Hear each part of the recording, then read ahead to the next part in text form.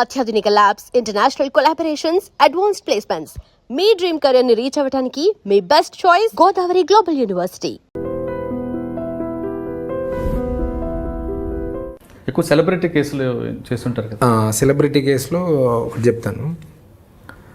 ఒక one of the celebrity ఒక TV ఛానల్కి ఇంటర్వ్యూకి వెళ్ళి తనతో మాట్లాడాలనుకున్న వాళ్ళకి ఫోన్ నెంబర్ ఇస్తారు కదా కింద. సో పాపం తను నెంబర్ ఇచ్చింది. ఏమైనా డౌట్స్ ఉంటే ఆమె సబ్జెక్ట్ సంబంధించి ఏదైతే డౌట్స్ ఉన్నా కానీ ఫోన్ చేస్తారు కదా, మీరు రాస్తుంటారు కదా కింద కాంటాక్ట్. అది ఇంటర్వ్యూ అయిపోయిన తర్వాత ఒక 1 వీక్ ఆమెకు ఒక మెసేజ్ వస్తుంది వాట్సాప్లో. ఏమనంటే, మేడం నేను ఇట్లా మీ అకౌంట్స్, మీ ఫోను, మొబైల్ నెంబర్లో మీ ఇమేజ్ ఏదైతే ఫొటోస్ ఉన్నాయో అవన్నీ ఇంటర్నెట్లో మిస్యూజ్ అవుతున్నాయి. నేను పలానా ఒక సాఫ్ట్వేర్ కంపెనీలో సాఫ్ట్వేర్ ఇంజనీరింగ్ చేస్తున్నాను, హ్యాకింగ్ ఎక్స్పర్ట్. నేను మీ అకౌంట్స్ ఇప్పుడు జనరల్గా మిస్యూజ్ అవుతాయి. ఎనీ సెలబ్రిటీ ఉమెన్ కానీ మెన్ కానీ ఎవరైనా హీరోయిన్స్ కానీ వాళ్ళు ఎక్కడెక్కడో ఏమంటారు మార్ఫ్డ్ చేసిన ఇమేజెస్ సర్క్యులేట్ అవుతుంటాయి. సో ఈయన అదే కార్డు ప్లే చేసిండు అన్నట్టు. ప్లే చేసి ఆమెను అప్రోచ్ అయితే ఆమె నమ్మింది. బికాజ్ వీళ్ళ సెలబ్రిటీస్ టెక్నికల్గా బ్యాక్గ్రౌండ్ ఉండదు కాబట్టి ఎవరైనా చాలా కన్విన్సింగ్గా మాట్లాడితే they ten to believe. So నమ్మిన తర్వాత ఆయన చాలా ఈమెకు లింక్స్ పంపిస్తూ ఉంటాడు. మీది ఇక్కడ ఏ డేటింగ్ వెబ్సైట్లో ఉంది మీ ఫోటో, ఇది ఇక్కడ ఉంది అని చెప్పేసి మొత్తం మీద ఆమెను నమ్మించి ఆమెకు పర్మనెంట్ ఒక సోషల్ మీడియా రెస్పాన్సిబిలిటీ సంథింగ్ అలాంటిది ఒక తీసుకొని ఆమెకు మంత్లీ సమ్ ఛార్జ్ చేస్తాడు. Because she is willing to pay. ఆమెకు ప్రాబ్లం ఏంది, కన్సర్న్ బీయింగ్ ఒక మంచి పొజిషన్లో ఉంది సొసైటీలో కాబట్టి ఆమె షీ డజన్ బాదర్ పేమెంట్ చేస్తుంది ఫర్ సమ్ పీరియడ్. ఒక మంచి గుడ్ అమౌంట్, హ్యాండ్సమ్ అమౌంట్ వెళ్ళిపోయింది వాడికి.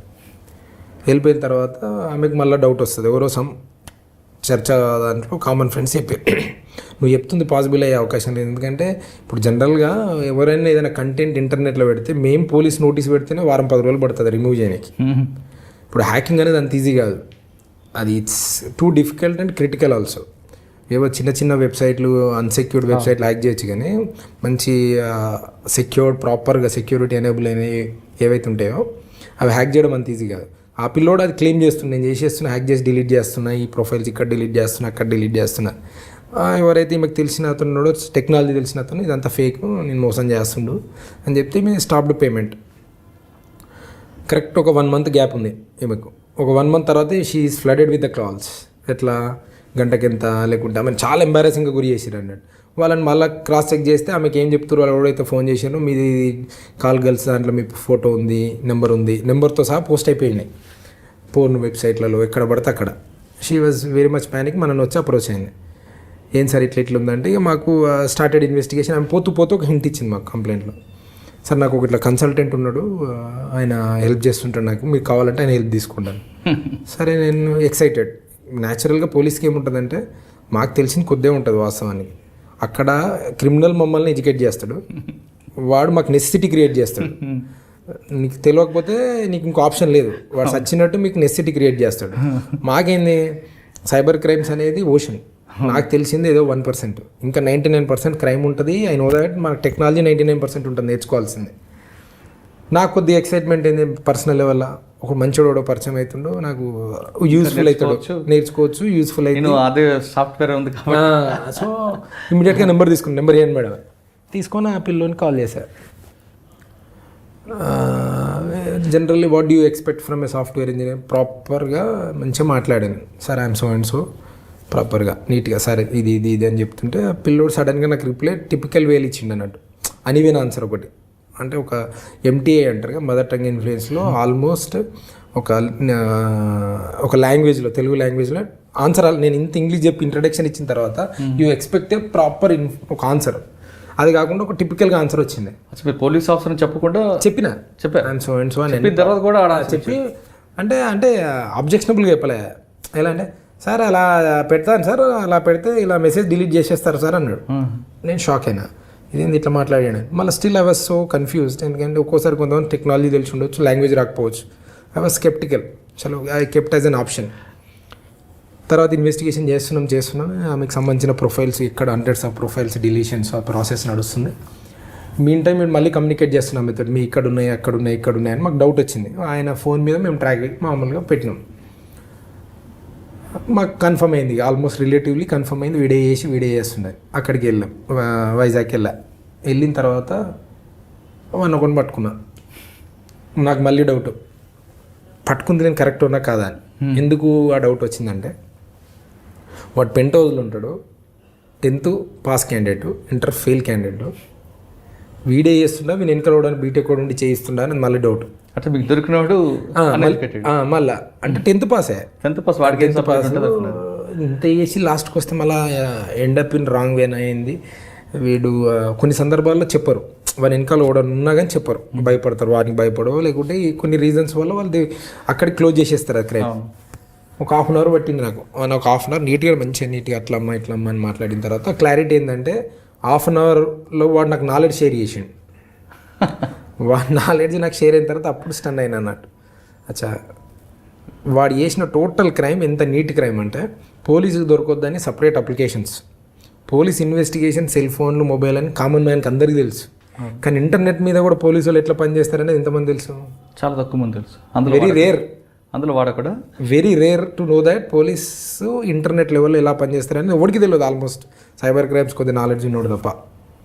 అలాంటిది వాడికి అది తెలిసి ఏం చేస్తే ఏ అప్లికేషన్లు వాడితే నేను పోలీసు వాళ్ళు నన్ను పట్టుకోరని ఆ ఫోన్లు వాడుతున్నాడు. Proper cyber criminal. నేను వాడిని కోపడం కన్నా నా వాజ్ కంటిన్యూయింగ్, మామూలుగా ఇంటర్వ్యూయింగ్ నడుస్తూనే ఉంది అతన్ని. ఇది ఎలా నేర్చుకున్నావు అంటే, అన్నిటికీ ఒకటే ఆన్సర్, అసలు నీకు ఇలా చేయాలని ఐడియాలో వచ్చింది, అసలు ఈ అప్లికేషన్లు వాడాలని నీకు ఎవరు చెప్పారు, ఇది ఇన్స్టాల్ చేయాలని ఎవరు చెప్పారు, అన్ని ప్రాపర్గా 10 క్వశ్చన్ అడిగితే 10టికి common answer YouTube. Everything is YouTube connected. ఇది ఎలా చేసుకుంటే go to YouTube sir, YouTube. అంటే టెక్నాలజీ 2 రకాలుగా మనకు ఉందన్నట్టు. Either you will learn or glorify yourself or you will ruin. 2 ఆప్షన్లు. Choice is your, mindset is yours. నీ mens rea అంటారు, నీ మైండ్ సెట్ ఏది ఉంటే అదే నీకు అవుట్పుట్ ఇస్తుంది. అలా ఆయన తీసుకొని వచ్చిన తర్వాత మా షాక్ ఏంది, ఆయన ఫోను అదంతా కన్ఫెషన్ అదంతా చూస్తుంటే ఒక 500 మంది అమ్మాయిలను ఇదే పనిలో ఉన్నాడు. డబ్బులు వసూలు చేయడం, లేదు అంటే వాళ్ళని ట్రాప్ చేయడం, లేదంటే విసిగించడం, హెరాస్ చేయడం, అంటే ఇక టు ది కోర్ క్రిమినల్ అన్నట్టు. ఓన్లీ అన్ ఈ హ్యూమనైజింగ్ కాన్సెప్ట్లో ఉన్నాడు. ఇక 10th క్లాస్ క్యాండిడేట్. అతనికి వైఫై కూడా ఎవరు ఇచ్చిరంటే చూడండి ఎట్లా డే టు డేలో క్రైమ్ ఎట్లా కనెక్ట్ అయి ఉంటుందంటే, ఇంటర్నెట్ ఎక్కడ నుండి వాడతాడంటే, పక్కింటికి రోజుకు పనిచేస్తాడు, వాళ్ళ కూరగాయలు తెచ్చియడం నుండి వాళ్ళకి హానెస్ట్గా పనిచేస్తాడు. ఓనర్ వాళ్ళ బిల్డింగ్ ఎవరిదో ఉంది. సో బై డిఫాల్ట్గా 1 మంత్ ఒకటి రోజు పనిచేసి మీ ఇంటికాడ ఉంటే వైఫై పాస్వర్డ్ అడిగితే ఇస్తామా ఏమా? క్లోజ్. ఇప్పుడు ప్రాబ్లం ఎవరికి? వైఫై ఇచ్చినవాడు. ఎగ్జాక్ట్లీ. అంటే బంగారం అడిగితే ఇయ్యం, బండి తాళం అడిగితే ఇయ్యం, కానీ వైఫై మాత్రం ఇస్తాం. కానీ ప్రాబ్లం ఏంది, నువ్వు బంగారం పోతే మళ్ళీ తీసుకోవచ్చు, వైఫై పాస్వర్డ్ ఇస్తే వాడు ఏం చేస్తాడో కూడా మీకు తెలియదు. నువ్వు finally you will end up where అనేది మీకు కూడా క్లారిటీ ఉండదు. అంటే మేక్ షూర్ దట్ టెక్నాలజీ పాస్వర్డ్లు అనేది అంత క్రిటికల్, అంత ఇంపార్టెంట్. ఇక కమింగ్ జనరేషన్లో it is for you, it is only మీరు తప్ప ఇంకోటికి తెలుసుకునే అవకాశం ఉండకూడదు. యూ నెవర్ నో ఎవడి మైండ్ సెట్లో ఏ పురుగు తిరుగుతుంది, ఎవడు ఏ క్రైమ్ చేస్తుంది. వైఫై పాస్వర్డ్ ఇస్తే ఎప్పటికైనా మనకే danger. You will be held responsible for it, right? అంటే అప్పుడు ఒకవేళ నేనే వైఫై ఎవరికి పాస్వర్డ్ ఇచ్చాను, వాడు క్రైమ్ చేశాడు అనుకో, మీకు కూడా రెస్పాన్సిబిలిటీ చేస్తారు కదా. అంటే నన్ను ఏ విధంగా చేస్తారండి? ఇప్పుడు end of the day A1 crime చేస్తాడు, A2 నేను ఉంటానా? ఉండొచ్చు. ఎలా పోలీస్కి ఎలా తెలుస్తుంది మీ ఇద్దరి మధ్యలో ఏ రిలేషన్షిప్ ఆ పాయింట్ ఆఫ్ టైంలో? ఇప్పుడు wifi password it is suppose to be as per law it is should be with you. మీరు షేర్ చేశారంటే మీ ఇద్దరి మధ్యలో ఏ రిలేషన్షిప్ ఉందో మాకు ఎలా తెలుస్తుంది? ముందైతే A2 పెడతారు, తర్వాత కోర్స్ ఆఫ్ డ్యూరింగ్ ద టైంలో అది మీ ప్రాపర్ ఇన్వెస్టిగేషన్ అయిన తర్వాత probably will be out. But ఇనిషియల్గా అయితే తీసుకోవాల్సిందే కదా బర్డెన్, బాధ్యత వహించాల్సిందే. నాకు కాదు లేదా నీకు లేనే లేదు. తర్వాత మీరు చెప్తున్నట్లు ఇన్వెస్టిగేషన్లో అంటే లింక్ లేకపోతే అంటే కొన్ని సందర్భాల్లో ఇప్పుడు ఎట్లుంటారంటే కొంతమంది మీరు చెప్పిన కేసుల్లో వాడిని తెలియక ఇచ్చాడు కాబట్టి తర్వాత ఆయనకేం ప్రాబ్లం లేదు. ఆయన ముందైతే ఆయన A2 మేము అక్కడ మనకి ఎంక్వైరీలో ఇప్పుడు ఆయనకి నాకు సంబంధం లేదు, స్పాట్లో మేము ఏం చెప్పాలి, ఆయనకు జాగ్రత్త ఉండండి అని చెప్పేసినాం, వచ్చేసినాం. కొన్ని సందర్భాలు ఏముంటుంది, వీళ్ళు స్కేప్ గోట్స్ ఉంటారు, ఏమని అంటాడు స్కేప్ గోట్ అయి ఉంటాడు, ఆ వెనకాల ఉన్నోడు అస్సలోడు ఉంటాడు, దొరికితే వీడియో దొరకాలి నేను దొరకొద్దు అనుకుని ఉంటాడు. రైట్, అది కూడా ఉంటుంది, అలా కూడా ఉంటుంది. అంటే అదే చెప్తున్నా, క్రైమ్లో you never come to a pattern, never ever, you never know. అది ఎటు తిరిగి లాస్ట్కి ఏడెండ్ అయిద్దారో ఎవరికి తెలియదు. ఓకే, దాంతోపాటు నెక్స్ట్ ఇంకో కేసు ఉంది. ఆ కేసులో ఆమె ఎప్పటికైనా షాక్ అయిందా ఆ జర్నలిస్ట్? షీఈ్ హ్యాపీ అండ్ చాలా కంఫర్టబుల్.